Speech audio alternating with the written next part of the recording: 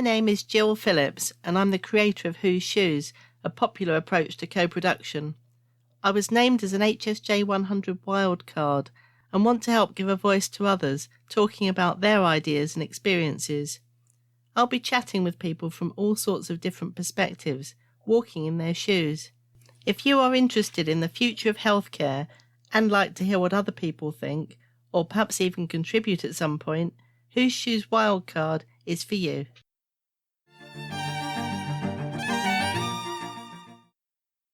So have you managed to put the ice in your cocktail shaker? I have. It is ready for this Wild Obs Part 2. Part 2. Following up on last year, Part 1. Do you want a little shake to get us started? Yeah, let's have a shake. See how you're going. That sounds really good. I like that. So why did you go and get that, Flo? Because you suddenly produced props and I wasn't prepared. So I ran into the kitchen and grabbed a couple of things that were near to hand. Well, it's a bit sad that in my kitchen there is a cocktail shaker, actually. I'm just thinking that doesn't give a very good impression of me, does it? But it's a good sound effect. In fact, it might be the winning sound effect, we'll see. So we're trying to do a bit of a Wild Obs mashup of 2022 to follow up. I think last year we did one that was kind of like looking back over our story and the story of Matt X. So we're trying to pick it up because, Flo, we haven't done anything wild for Advent this year. I know, and that kind of feels a bit sad, but we've got so much to look back on that actually it's really nice to go back to those stories and think about all the different things we've done over the years. And it's quite nice. We've sort of got a record like that. So hopefully, and these Wild Obs episodes will also be something that we can kind of reflect back on in future. And I'm thinking about it, this is the first year where we've both run a podcast throughout the whole year, because obviously I didn't get going as quickly as you did. And I realised that my very first podcast of the year was with our mutual friend, Anna Geyer, our fantastic visual recorder. Oh, yes. So that started 2022 for me. What a way to start it with those brilliant illustrations. And Anna's, hasn't she just celebrated 20 years of being a graphic artist? Yeah, she'll be, I think, 21 year even now. Yeah. Yeah, amazing. It is amazing. So, what else did we get up to in January? We thought we'd do a kind of sort of sequential review of the months, didn't we? And I say sort of sequential because we never do things in a straightforward way. But we did in January do a Shiner lemon light bulb session on co-production with NHS England. Do you remember that one? That was right at the beginning of the year, and we did that together. I was trying to pick out bits we've done together because we've done lots of bits and pieces together, as we always do. Yes, I do remember. And did we do an event in a tent? Was that this year as well? I think that might have been the very end of last year, but it was another one of the same kind of things. Because I can't remember, one of them we did poetry. Was that Shine a Light or that was event in the tent? I think the event in a tent was a poetry event. It was a poetry event. I'm so sorry. I'm going totally to pieces already. So yes, Shine a Light. We were trying to explain to people what co-production is. And I think actually that cropped up in a meeting I was at today, because we were back to the whole thing of people coming up with ideas and then taking them to people using the service and saying, what do you think? And I had to go, hang on a minute, that's people not understanding what co-production is, that you go out to everybody for the ideas in the first place, because often what you think you need to work on will be totally different from what the people using your service might think you need to work on. So yes, co-production, still a long way to go. And I know I got in a bit of trouble because I think one of my key things is that if you're going to do something, you may as well share it widely. And I ended up putting the session on YouTube because I just wanted to be able to share it with one click, one link. That's so unlike you, Jill, to break the rules and just go round something. Why ever did you do that?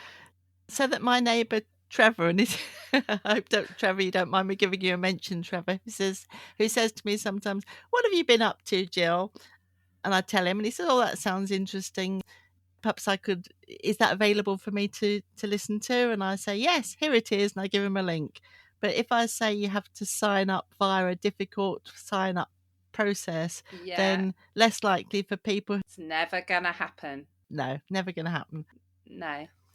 Oh, also, in terms of what's relevant since, my podcast with Nadia Leek and Rachel Cullum around family integrated care and getting the lived experience voice. Now, in terms of what's happened later in the year, family integrated care that we can go on and mention as we go, that's become an incredibly important resource, I think, in terms of people understanding the parent's perspective. That was such a good podcast. I really enjoyed that one. And it was like one of those lemon light bulbs for me when I suddenly realised I was listening to them talking about pressing the buzzer to get in through the door to the neonatal unit, because you have to have security, because obviously you don't want someone just wandering off with a baby. And the idea that you would be locked out from your own child, I had never thought about before. And the idea that this could be solved easily with just a fingerprint recognition thing. And I'm sorry to say I still haven't managed to get that organised at my trust, but it's still rumbling around in my head. So you never know, could be a slow burn, but it just really had never occurred to me that that would be how it would feel, that you were locked out from your own baby. And I think that's just the kind of scenario that we're trying to pick up on through the new family integrated care project. So watch this space, perhaps be part of that. Almost certainly I think that needs to be one of the scenarios. We'll see. Yeah, fantastic. So February.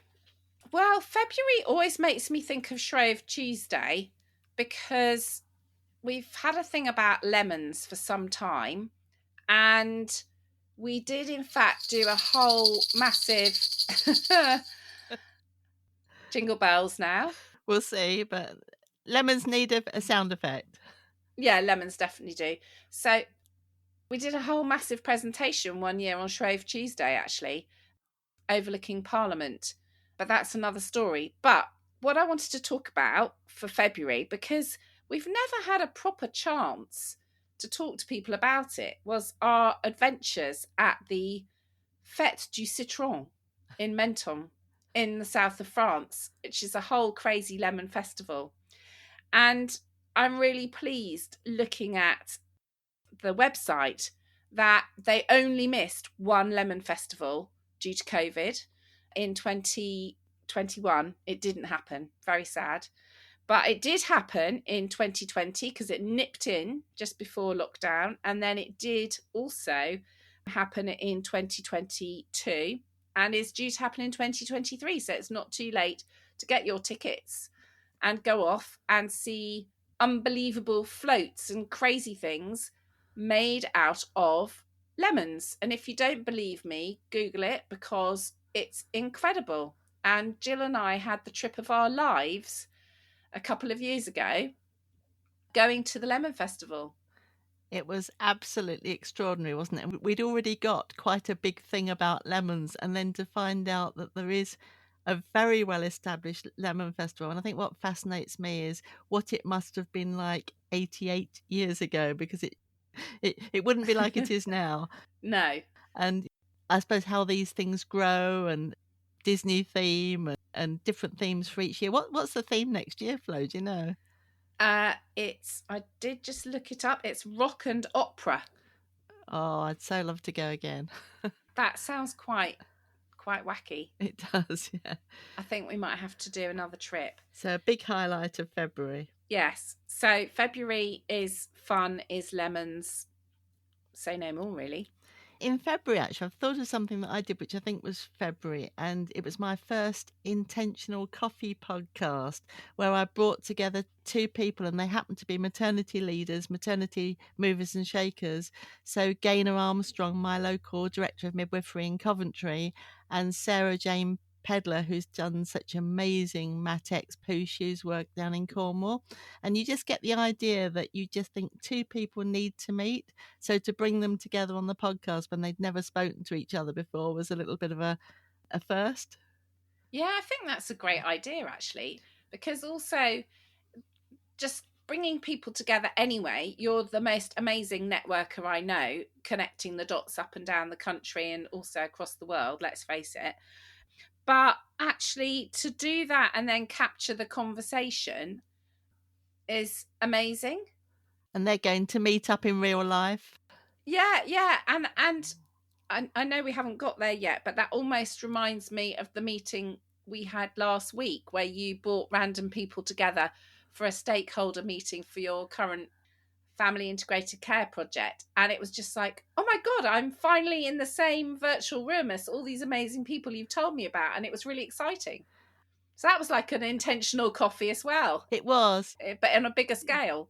And that's probably the thing that makes me really buzz, just seeing my mates. But they're more than mates, they're real movers and shakers and across different services coming together and then seeing them connect with each other. It's very, very exciting. But March, Flo, what happened in March? It's funny, in preparation, I'd written down money because I did a podcast in March about, in inverted commas, end of year money, which is this crazy thing in the NHS where you suddenly, having had no money all year, have to spend all your money very quickly before the end of March because then it all gets chopped away and you start again. So I thought about that for March, and then you just told me that was when you had to put in the bid for the project you're currently doing, which just made me laugh because, I mean, it's just end of year money all over. Oh my goodness, it's March. Quick, let's get some people to bid instantaneously with a really, really short deadline. So you tell us about your bid in March.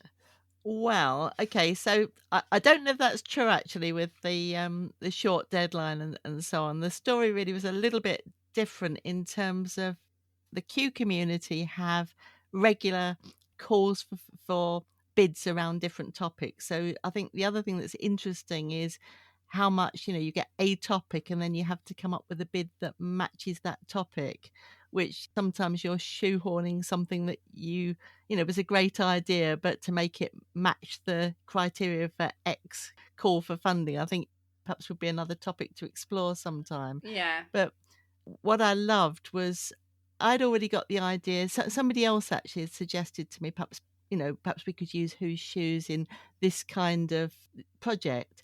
And I'd got quite fired up about that. And that didn't actually come to anything. And I find it quite hard actually to let go of something once you've got hold of it as an idea. And literally it was on the Monday night that I thought, well, there's an amazing community around family integrated care.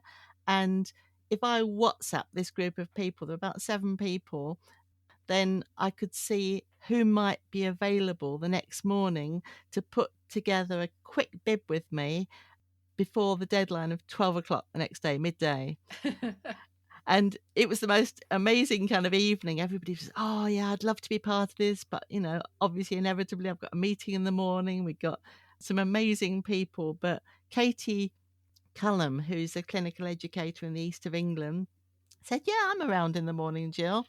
And we worked together online. And that's just such an incredible opportunity these days, isn't it? Well, I could see what Katie's good at sharing the screen, and I could see what she was typing, and we were coming up with ideas together, and the doorbell would go and all the usual things. But we thought, well, we better get something in. And it turned out with this project that you didn't have to get an absolutely final bid in, but it was like a mark in the sand. And if you missed the 12 o'clock deadline, you'd miss the boat.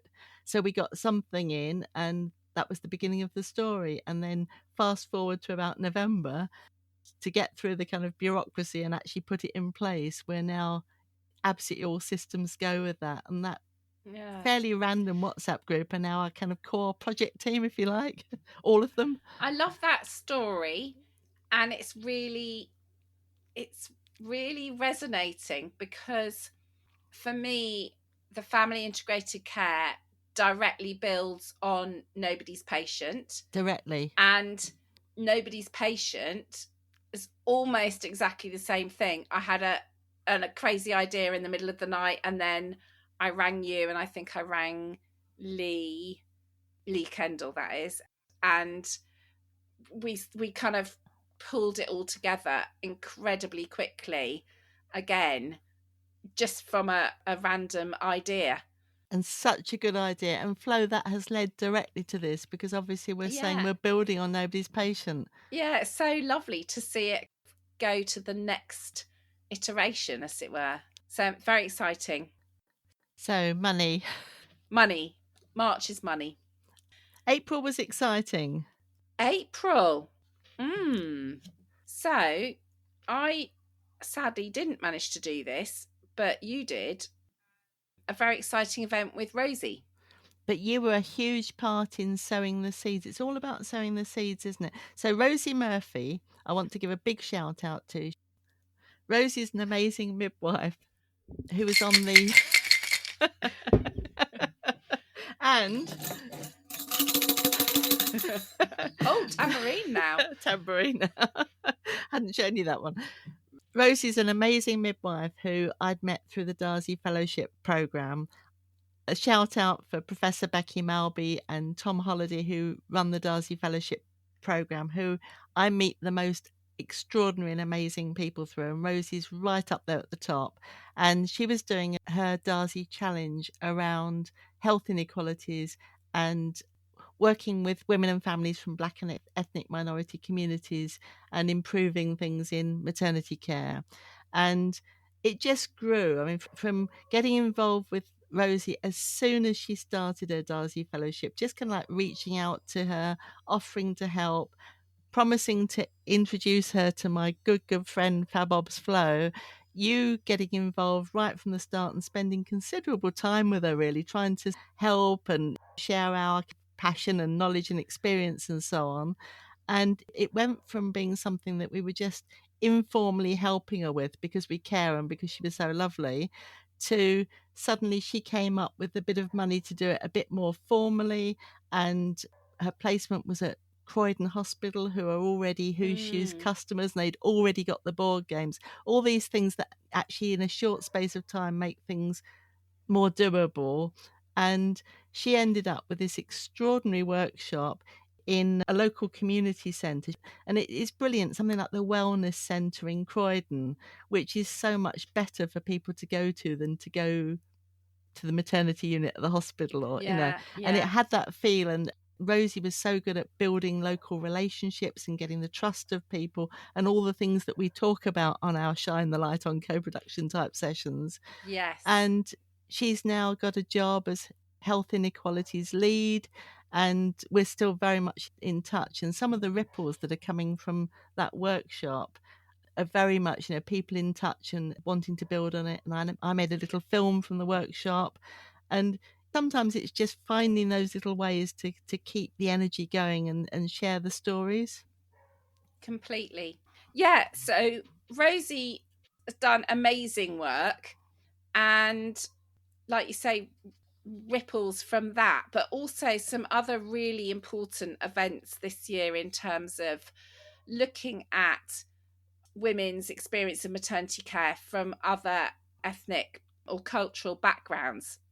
So I remember when I was in London doing the work for the London Maternity Clinical Network, and I asked for the normal CQC maternity survey data to be analysed by ethnicity to tell me what was the experience of women from non-Caucasian backgrounds.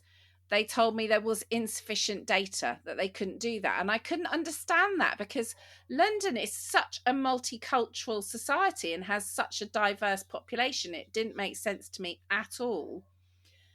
So it was really brilliant this year that 5 Times More published a specific Black maternity experience survey looking at more than 1,000 women, their experience as Black women of maternity care in the UK. And a lot of the answers were actually from London, interestingly.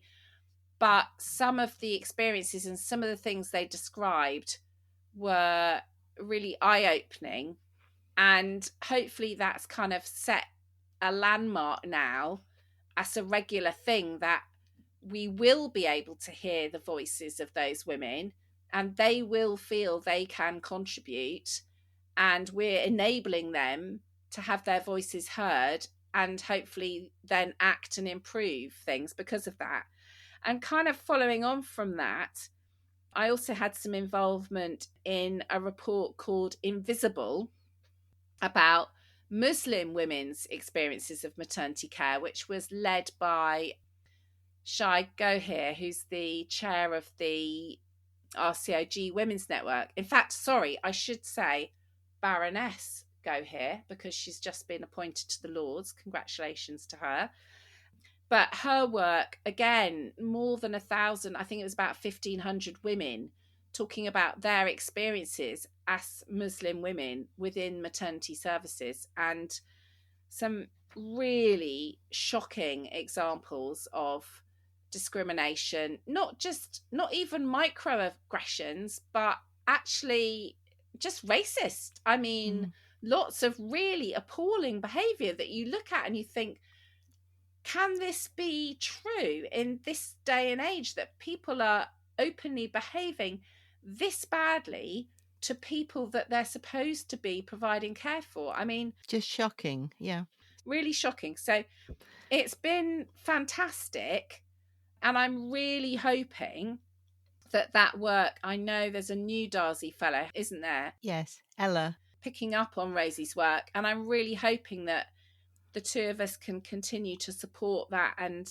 help amplify those voices and experiences and keep those conversations going, because I think 2022 has been a really good year in terms of getting those voices heard, or starting to. And I think it's extraordinary work, isn't it? And I think one of the things that shocks me is how much of this work has to come from the women themselves before anybody's really listening. Yes. And again, in terms of links and connections, so we haven't yet mentioned Miles Sibley. So he's one of, I'd say, my top connections from 2022. I think he's extraordinary. So Miles, I did do a podcast with, and he's the founder of Patient Experience Library, and he does extraordinary work around evidence. And we're kind of like mutually supporting each other now with Q community projects that we've got. So ours is the Family Integrated Care Project, and Miles is looking specifically at mapping evidence around the UK. And I think if it can be linked in some way specifically with health inequalities and the kind of issues that you're mentioning, Flo, where research is very rich in some areas and perhaps it doesn't need funding for yet another project to look at the same thing. It needs people perhaps more to use at what's out there already, but to find these areas that just people aren't being supported to research and develop and use the data, I think that would be extraordinary. Yeah, and his report, Inadmissible Evidence, about the way people's experience, lived experience evidence is discounted, and in comparison to, in inverted commas, scientific evidence, research all being proper, and actually lived experience being, well, that's just experience, so what? So I'm going to give Miles and his Inadmissible Evidence and his project, I'm going to give him this sound effect. Wait for it. Because he's uncorking the bottle and everything is going to pour out. Yeah. Because actually, I mean, that's what a lot of this stuff is, isn't it? It's actually, if you're in power and you've got the cork nicely in the bottle and you can keep it there and you can keep it under control, but if we uncork and unleash the voices, who knows what could happen. I love that sound effect. Even if that's the only one that makes it into the final cut. Uncorking something so important. That's what I think. Which brings us to May, does it? Which brings us to May. Now, of course, May is my birthday, and I don't know if you remember, but you sent me a card and I was quite taken aback by this. It says, "I regret to inform you, but your childhood has expired." Well, I thought we'll see about that when we get to the Christmas podcast and I bring all my instruments. Yes. I don't know why that card made me think of you. It just seemed like I thought you'd find it funny. I did find it very funny. Thank you.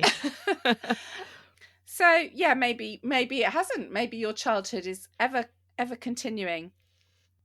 So in May, interestingly, when we were swapping notes before we started recording, May was quite important for maternal mental health. And actually, I think, if I'm correct, that May contains Maternal Mental Health Week. Yes, it does. And I recorded a podcast episode with Maria, who works for Mothers for Mothers, a maternal mental health charity in Bristol. And I also went to see her at the Chelsea Flower Show because Mothers for Mothers had a garden at the Chelsea Flower Show. And in fact, won, I believe, the People's Choice Award for their garden. Their garden was amazing. It had a bench in it, which was the shape of a pregnant woman's belly. So it was kind of laying on its side. And it had a path with a crack in it on purpose. And the crack was converging, showing the crack and the difficulties with maternal mental health, and then gradually coming together and the crack closing to symbolize that healing process, and the healing process not only of the work the charity does and therapy and support, but also the healing processes of being outside, being in nature. And it was absolutely incredible. I loved the garden. And you did something also outside, didn't you, for Maternal Mental Health Week in May, Jill? Well, I was part of it. So Leanne Howlett, who you know, and she's amazing, young woman who had serious perinatal mental health problems herself and has just become such a campaigner and is now actually training as a mental health nurse. So, complete change of career. She's the most extraordinary woman. And she ran a perinatal mental health outdoor festival walk in a local park to us. And I think it might be the third one that she's done. And she also did during the pandemic, a virtual one. She doesn't take no for an answer, Leanne, and she gets local people, local stalls. This was a real fun event with things for the kids and dancing. And I think particularly after the pandemic, it was just it was a beautiful sunny day, and we walked around this local nature reserve together and, going at the speed of families. Nobody was competing or doing anything like that. And the fact that you came out with an outdoor theme, and also I realised that I actually ran, and it wasn't maternity related, but I ran my first outdoor virtual Who Shoes session from a car park on the way back from Devon for Becky Malby, who'd asked me to get involved in, she said, was I available? She was working with one of the big London hospitals, very serious project around waiting times for children and young people's services, and could we do something a bit Who Shoes? And I said, well, I'm away on holiday, but realised that I got some really quite good scenarios already, and with technical support from Mr. Who Shoes, who managed to set us up in the car with 2 iPads and a phone to run this session, and from my daughter and granddaughter who were with us, who managed to find a place with really good internet connectivity and then a park that they could go off and play in while we did this session. So there's our outdoor theme for random outdoor That's theme. just amazing. How versatile you are as well. My goodness. You could call it that. Running a session from the car. That brings us to June. Happy birthday. And that's my birthday. Lovely. And I went off on a very long walk. You did. Couldn't contact you. Yes, so I abandoned Jill and went off and did a long distance walk in Yorkshire, which was fantastic, and left you to manage all sorts of exciting things. And some really serious things were happening. Tell us more. So, well, there were two big virtual Who Shoes events during June. When I say big, the first one absolutely blew my mind, really. You know how I try and really research a topic and get into it? And it was triage in maternity services. And sometimes I think my confusion, either genuine or perhaps just asking questions, but in this case I promise you it was really genuine. I was so confused, like, even what is triage in maternity services? And so I try and explore it to understand more for myself, and I got myself involved in some really quite big stuff. So I attended a 3-hour webinar run by people who've set up, I don't know if you call it BSOTs, it was BSOTS, and it was an actual BSOTs system that sits behind trying to join this stuff up, but seemed to be in more of a really, really good, but systems and processes and environment kind of way. Whereas obviously my key focus really is, well, how does this land for people and women and families in the case of maternity? So I was picking up things like maternity triage. To some people, if you said to people, like, what is maternity triage? It might be, well, it's the equivalent of 999 in maternity services. Whereas perhaps for other people, it was, well, if you have a bit of a problem during pregnancy, that's where you go. And then for other people, it was, well, and you get to the women and families point of view. Well, I've been told if I have a problem during pregnancy, then my obstetrician says just contact them. Whereas I've been given a leaflet, but the numbers on the back of the leaflet are out of date. And my friend doesn't speak English, so if she phones 999, there's always someone there to answer the phone, and there's always an interpreter. And honestly, the more I dug into it, the more fascinating it got. Yeah. But to try and reduce that into the number of scenarios and poems that you can sensibly include in an online session, and to get people thinking about the different issues and really make something happen. So it was the most extraordinary session, and it was initiated, if you like, by Amanda Mansfield. Now, obviously, Flo, you know Amanda. Yes, Amanda. That's how I ended up on the back of an ambulance, because she used to be the consultant midwife at London Ambulance, and we did a workshop together on pre-hospital maternity care with the ambulance service. And being me, I thought, well, I need to go out on the ambulance, don't I, to understand what it's like being on an ambulance. And you do. And it was really eye-opening, because I could understand why they were terrified of maternity cases, because most of what they deal with is frail elderly. And so it's way outside their comfort zone. So it was very interesting. So, yes. And in terms of, I don't want it to be too confusing to people, but how ideas kind of bounce off each other and so on. And it was Dawn, your friend Dawn Kerslake, who's now working with South East Ambulance Services as a consultant midwife.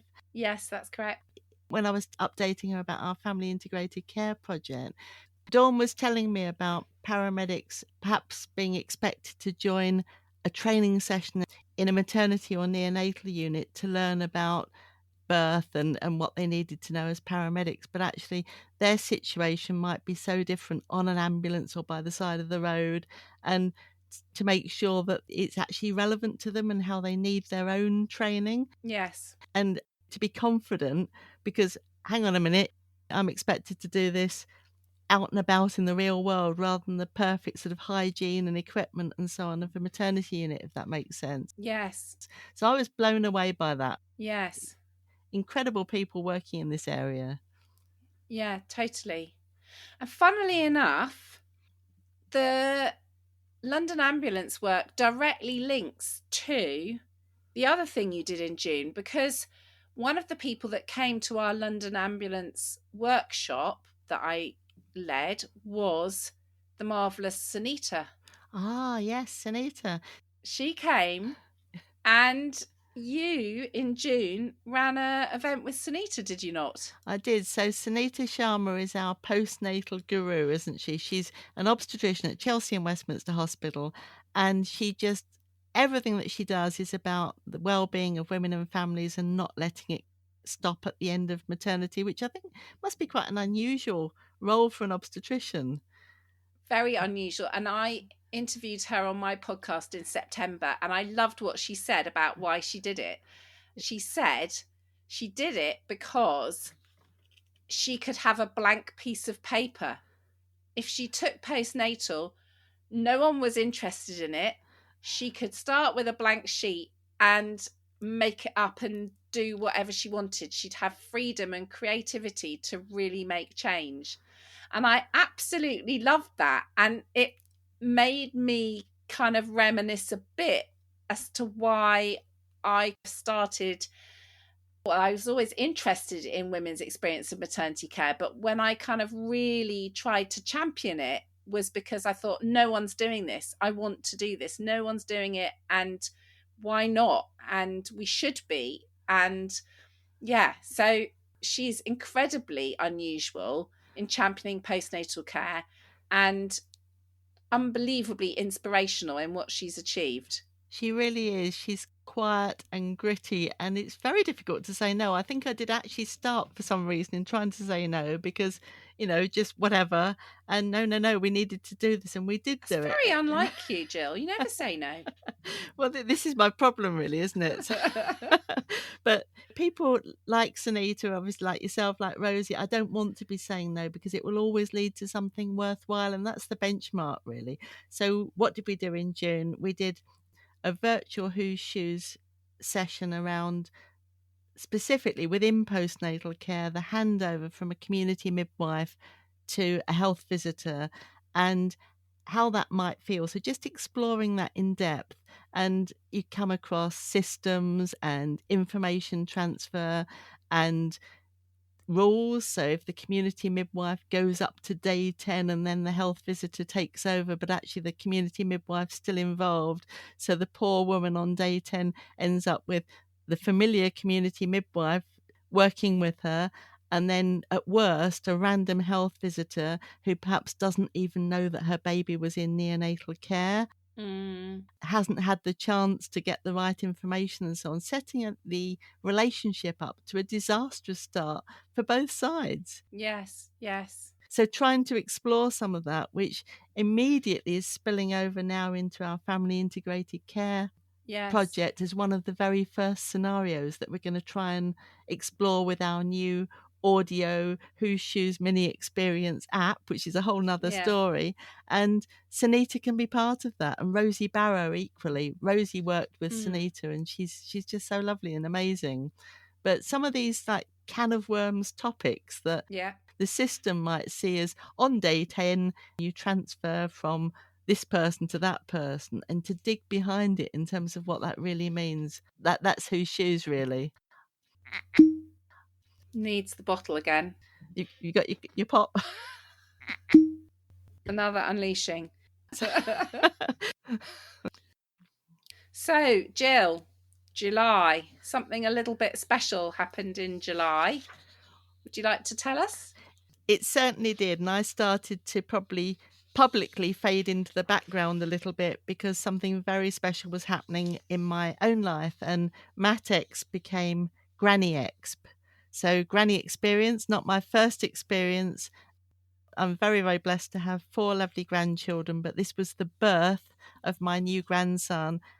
I was there at the birth, and it wasn't really expected that I would be because looking after my granddaughter was always going to be the top priority. But the way it worked out, sunny day, and Mr. Who's Shoes coming to the party with paints and aprons, and that was just him. I was able to be there at my little grandson's birth, and it was possibly the most special experience of my life. Wow.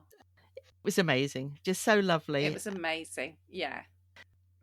Very exciting news. Congratulations. Thank you. And remembering, it brings back to you that kind of just craziness of newborn and the newborn sort of phase and haze, isn't it? Of everything just blending, and a heat wave. We were hitting the 40-degree heat wave. Very, very frightening, really, in terms of, how to keep a newborn baby safe either in hospital or at home, when you're recommended, is it between 16 and 20 degrees? Yes. And it was 40 outside, Yes. So, July was very, very special. Excellent. And August was kind of special for me. Hang on, we need to... It was more than special. This is a... And... So, I had, for better or worse, decided to throw my hat into the ring to do a TEDx NHS talk. And it was a very interesting experience, like nothing I've ever experienced before. Very collaborative writing process. Then learning effectively how to perform your talk. It was not like any kind of presentation I've given before. No props, no slides, just you on a scary stage. And I really wanted to do it. I really wanted to say my piece about what I felt about maternity care. It was important to me to capture my voice as an obstetrician, but also the voice of women, a bit like with the Who Shoes work. I wanted to bring more than one perspective into my talk. And that pretty much took over August for me. The live event was held in this incredible old music hall, Wilton's Music Hall in East London. And on the day, I absolutely loved it. I was really frightened, but it felt like a very safe space. We had a fantastic compere, and she really kind of put me at ease with her introduction when I was waiting in the wings. And I went out and I said my piece, and I loved it. I came off that stage feeling on top of the world. And I would love to say that you could all watch it, but you can't. Back to our shine a light, circumventing things to get videos. There is a video coming. I think it'll be worth the wait. It definitely will. But it's still a little bit watch this space. Yeah. And it's probably going to be 2023, I think. But it is on its way. Fantastic. And I'd love you to listen and let me know what you think, because I loved it. I really felt like I'd achieved what I wanted to do when I thought, I want to do this. I want to say something that hopefully whips things up a bit, gets people thinking, gets people improving maternity care.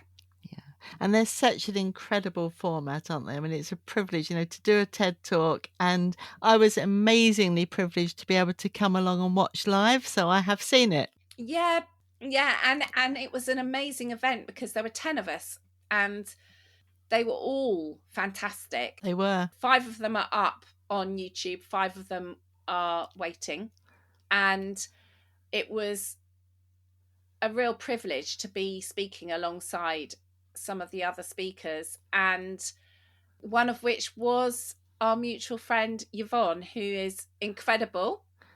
And I hope she won't mind me giving it away that there was a little bit of singing involved in her talk, and she was fabulous, and I can't wait till her video comes out too. So it was the whole experience of being with 10 very inspired, disruptive, as it were, people who want to speak their mind and improve things. And coming along to watch it was an amazing experience too, because I could feel that bond between you as speakers and how everybody was willing everybody to do their absolute best. Yeah. And it was extra special to me because Yvonne had invited me because I'd nominated her, because I just knew that she would never have time to get round to doing that herself. And then she and you were both in this amazing thing, and I was there to watch you. Yeah. And you've mentioned Yvonne and her singing, and that was unexpected.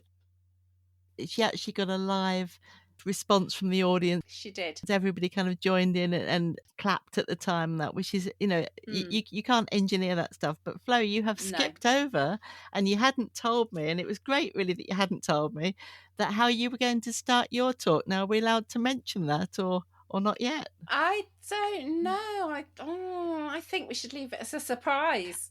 Okay. Do you remember how you started it? I do know how I started it. I think, well, let's just say some of the people that know me from the maternity world might guess said afterwards, we should have known that would be how you would start it, Florence. So I think, yeah, I don't know that I want to give it away. What do you think? No. So we'll leave that as a ripple. Because then people will have to watch it to find out. Yeah. We'll leave that as a prolonged... There's going to be a ripple. Okay. So that was August. September... We were looking forward to September, weren't we? We were looking forward to September because we were going to do our first in-the-room workshop together since before the pandemic. And this was a workshop that had been a very, very long time coming. We'd had numerous dates for this workshop. And this workshop was a bit special to me because it was in Oxford. And I trained in Oxford. And I'd always said to you, if there's ever a workshop in Oxford, I'm going to come and do that because I wanted to give something back to the place that inspired me to get involved in obstetrics and gynecology in the first place. So we went to Oxford. And with all the rearranged dates, it would have been a priority to get, something that you could manage and to be part of, because it had been going on for a very long time. Yeah, it totally was. And after a very trying journey, we met up in Oxford and we were having fun. Went for a walk. We were having a lovely time. We went for a walk. It was really beautiful. And we were having a really good catch up. And then we realised there were all these people kind of standing around in little groups. And there was a bell ringing. And the flags were at half-mast. And we realised something really quite serious was wrong. And we discovered that the Queen had died. Which just felt surreal, didn't it, when we were having such a nice time? And it felt really weird. We were having a lovely time and we were about to run a event with a lot of people and we were a bit uncertain would that go ahead. But it also felt quite special to be together at that moment. It did.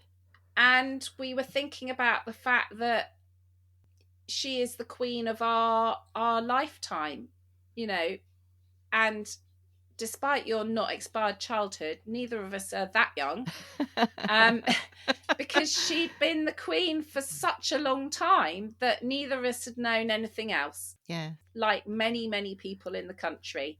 And so it felt very profound. But we did go on and run our event the next day. We did. I remember looking around that workshop and thinking nobody in that workshop was alive without having the Queen, from when they were born and before. It was an extraordinary feeling, wasn't it? And I think the other thing is that although it was very sad, we did go and get a glass of Prosecco and toast the Queen because we actually felt we should celebrate an incredible life, an incredible achievement, and also with a little bit of a nod to your lovely mum. Absolutely, yeah. Your late mum, who was of the same generation. So we did have a little drink and a toast to the Queen and your mum. And it felt nice to be, it's like these big events, you do remember where you are and who you're with. So it feels very special now. Yeah. But at the time we were both just, you don't know how to react, do you? Mm. So we did the event in Oxford. The Oxford team were great. I think I had one of the best comments ever, just a chance comment at the end when someone said, it feels like a new start. It feels like a new start. Yeah. And in terms of maternity and just how difficult things are at the moment, and obviously it's different for you, Flo, it's what you live and breathe and do every day as a clinician. But for me, the fact that people are making time to do a Who's Shoes workshop, you want it to make a difference. And they just felt, to bring the staff and the women together and to have those deep conversations and to start to explore some of the difficulty was just really special. And Anna, our wonderful graphic artist, we were wondering what kind of slightly subliminal record we could have, and she put a royal corgi on the banner. Do you remember? Yeah. And it was really special, that event. And actually, I've made some connections from that event. I had a meeting with one of the obstetricians that came to that event. Oh, fantastic. I bet I can think who. She was lovely. Yeah. And her consultant midwife, we had a meeting on Teams on Monday so that we can exchange ideas, her team and my team. So, and it just shows that it's a few months afterwards, isn't it? 3 months on, and yeah. There's ripples again. So ripples. So I think the dog thought that was a cat. Ah. Because she's just run off into the kitchen to look for it. That was really funny. Oh dear. Now she's barking. Poppy, it's all right. It's not a cat. It's just this. Causing mayhem in your... Poor dog. Right. Poor dog. No more ripples. Okay. No more ripples. Good. Okay. October. So October, I think, does bring us back together in a way, in that October was quite a special event that had been brewing for us for, again, quite a long time. It seemed that various events this year, inevitably, and I meant to mention the wonderful event that we did with Gaynor in Coventry around well-being of staff and women, which was earlier in the year. And it was really innovative in terms of looking back at experiences during the pandemic and seeing how people could work together to recover and learn together. Well, that and the event in Oxford and the event that I'm going to talk about in October with Birmingham and Solihull Mental Health Foundation Trust, it's really nice when something comes together at the time that it needs to come together, even if it's taken ages to get there, because there's a timeliness, isn't there, in terms of when people can manage it and fit it into their busy schedule and so on. And this was, again, to coincide with Baby Loss Awareness Week in October. Yes. So it was an event that we planned for, and I always just feel so privileged when we can use something like Who's Shoes, hopefully to help families and to help improvement in that sort of highly sensitive area. And it linked back to the work that we did together before the pandemic, starting to explore that area specifically with SANS UK and the National Bereavement Care Pathway. Yes.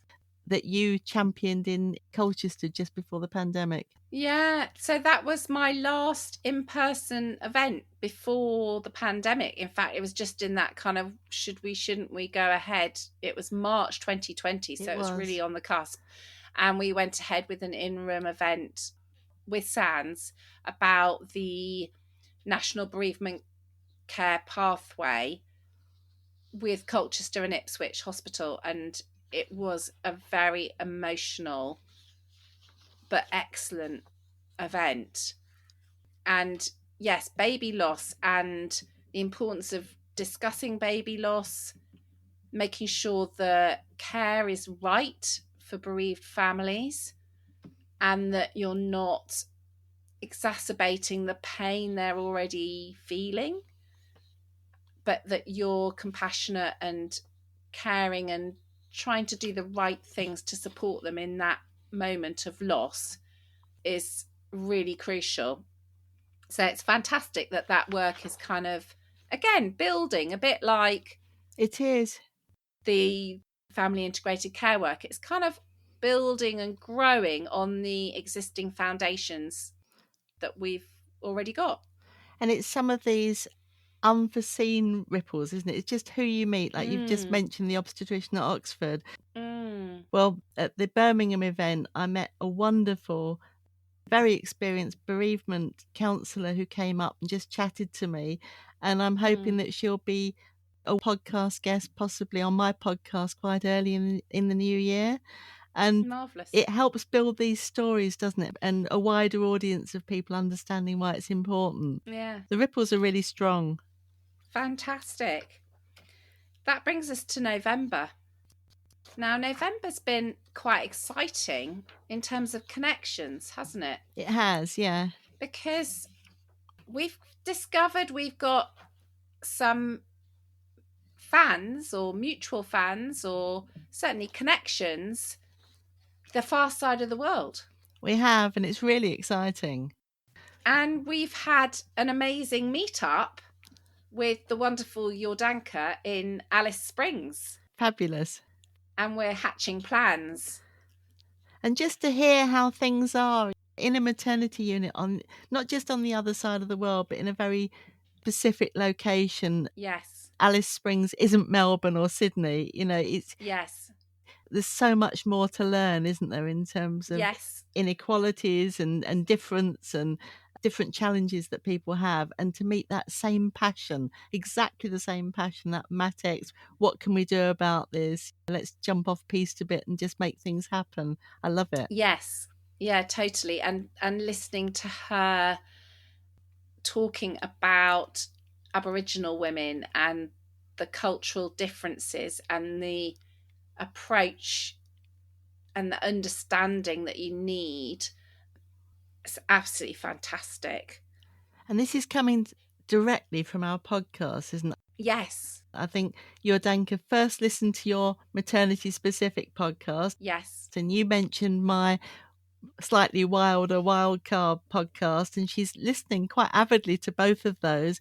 And then we were able to share stories back to her, like Alice Ladur's project, using whose shoes, working with men in Uganda. Obviously a completely different country, but quite a lot of overlap in terms of some of the issues she was facing. And separately to that, I got an approach from someone from a hospital in Darwin, so again, Northern Territory in Australia, talking about similar issues, but in the emergency department. And I thought those two contacts, those inquiries, if you like, that came within a very short space of time, they must be related to each other, but they're not. Yes. Yeah. And then separate to that again, through the wonderful kindness conversations that I get involved in regularly every month with Dr. Bob Klaber, a paediatrician in London, and these two people who literally get up in the middle of the night, one from Melbourne, Australia, and one from New Zealand, to join us every single month.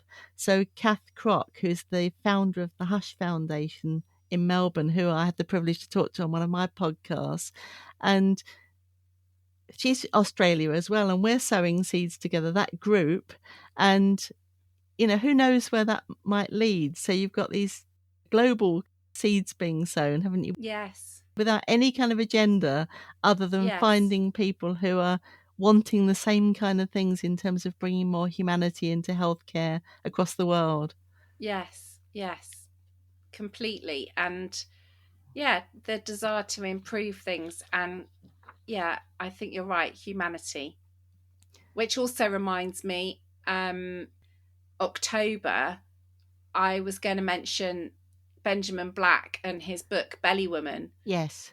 Benjamin's an obstetrician and gynecologist who does humanitarian work and wrote a book about his work in maternity and sexual and reproductive health in the Ebola epidemic in Sierra Leone. An extraordinary story and also very fascinating to talk to.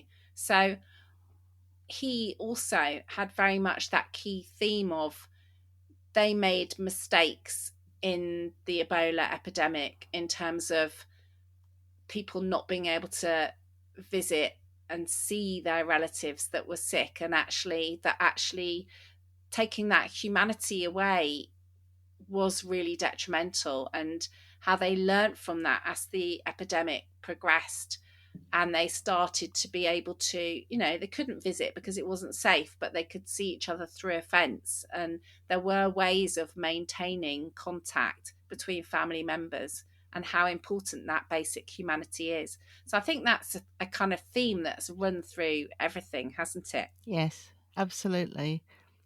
And to be able to support people like this, and he was very generous and sent us both separately, didn't he, a preview copy of his book. Yes. And to be able to use social media to comment and share and link with other people. And I think that's a thing that's been new for me this year on my podcast, is people actually contacting me saying, I'm doing this. Could I have a chat with you? Could you use the podcast to help me? I've done a few more conversations, and I had a conversation with Rose, who's running Book Before 10, a campaign to try and get women to book early in pregnancy.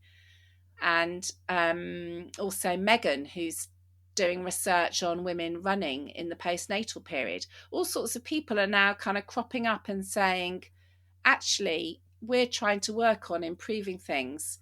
Can you help us? And it's really lovely that people feel that the podcast might be of help, and actually give them a little bit of an audience of people that are interested in improving things. So that's been a new thing for me this year, definitely. That's interesting. And I think that links again with our family integrated care project. Yes. In terms of, we've got these Who Shoes mini experiences.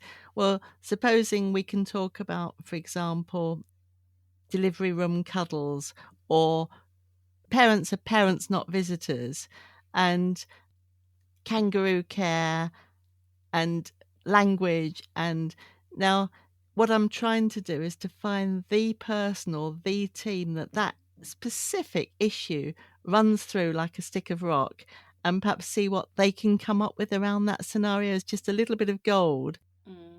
And if you can collect that passion, so just like with your podcast, it's out there now, and someone's coming to you not just to approach you to talk about a topic, but about their topic, the thing that they're passionate about, and you talk to them about that. So you're learning, they're learning. Yes. And you've got now the platform to give them, to amplify the voices and so on. Yeah.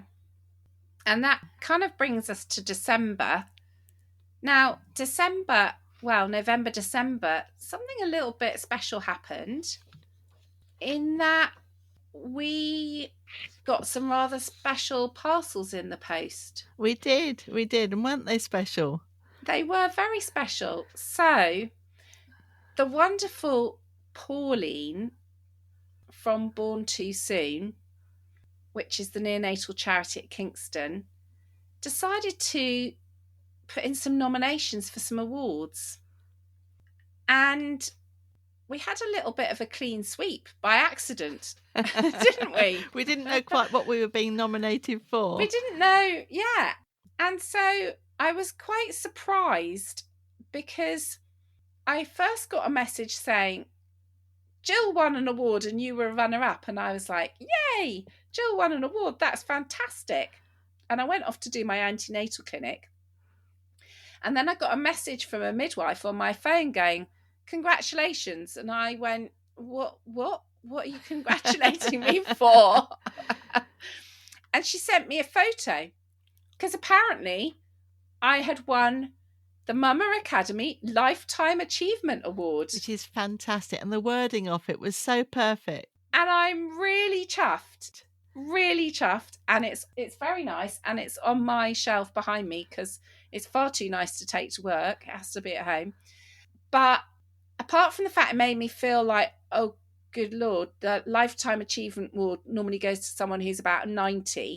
So I'm clearly a bit old. I should have had that one. It's kind of, I don't know, David Attenborough type thing, isn't it? Funny. So I feel very, very honoured, extremely honoured, but very, very touched as well. And I felt like if I've in some small way meant to someone that they felt I deserved that, then wow, yeah. And likewise, you, Mrs. Maternity Ambassador of the Year. I mean, there couldn't be a better ambassador. You're so unbelievable at connecting everybody, introducing people, hosting things. I mean, yeah, it's just perfect for you. So congratulations. Yeah, thank you. And I was really chuffed at that, because it felt like the sort of award that recognised a community. And to be able to say in a genuine way, this is on behalf of all the contributors to the MatX community, without whom, and it sounds like the end of an Oscars, doesn't it? But it's so true, isn't it, that everything we do is so kind of collaborative. And if through our podcast, if through our award or whatever it might be, somehow more people are being aware of some of these issues, and we're managing to spread awareness or bring more people into this space making a difference. And I think the big thing is our message is around individuals can make a difference. Yeah. And you can do something quite small, but the amplification of that is absolutely huge. And it's happening. Yeah, completely. And that's a message in these difficult times, isn't it? It must be so difficult to be in the NHS and some of the challenges at the moment, that we need this, perhaps a bit of fun at Christmas. Yes. And a bit of encouragement and a bit of a belief that people can make a difference, to encourage people, hopefully. Totally. So 2023, who knows what that might bring? You're carrying on with your family integrated care project. Yes, it's been frustrating, because if things take a long time getting going, and if you've got incredible momentum at the beginning, and then that can turn into, well, what's happening with this project, and then you're kind of trying to manage that. But I think we've navigated that now, and I think it feels like full steam ahead into 2023, and that's exciting. And that, I think, is going to be the most collaborative project. And I think it's perhaps difficult for formal organisations to understand this sometimes, in terms of what our team is. Our team definitely isn't an NHS team. It's not even in a hospital or in a region. It's just people, and those people can come from anywhere. Yeah. And for example, Rachel Cullum's just been off to Sweden learning more about baby cuddles in neonatal care, because she was told, you're not allowed, you can only have an hour, and all these reasons. And for someone like that, a parent, to go off and research and find out how it's working in best practice abroad, and then bring that back to us, we need to bottle that. Have you got a bottle, Flo? Totally. My bottle. Yeah. That was a good one, I think. But actually, that might be putting it in the bottle. Hang on. I didn't get that. It's not as loud, is it? Hang on. No, wait, I've got an idea.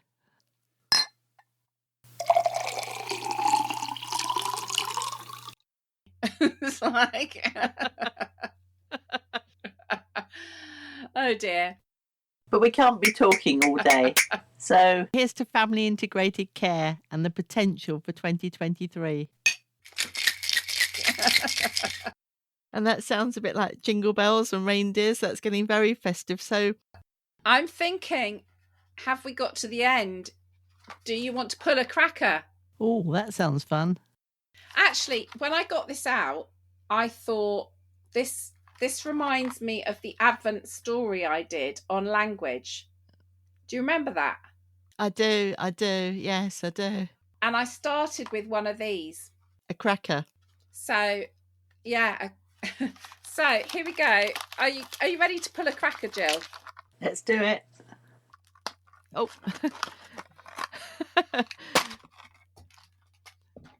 Didn't go. Hang on. I've got the other end. Pull. Oh.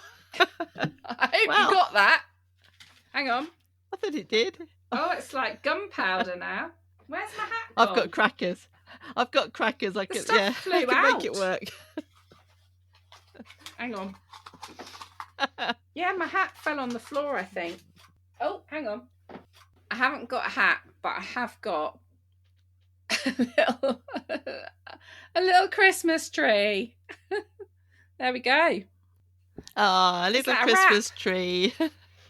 I think that's a wrap into 2023. We didn't know what 2022 would bring, and I think we probably had no idea that we could talk about that many different things. So let's see where it goes. Oh, hang on. I've got a joke. You'll like this. Oh, is it appropriate, Flo? I don't know what your crackers are like. Because you've got teachers in the family. Did Rudolph go to school? I don't know. Did Rudolph go to school? No. He was elf taught. I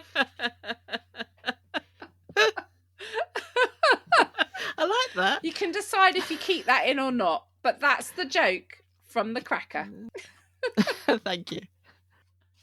I hope you have enjoyed this episode. If so, please subscribe now to hear more of these fascinating conversations on your favourite podcast platform, and please leave a review.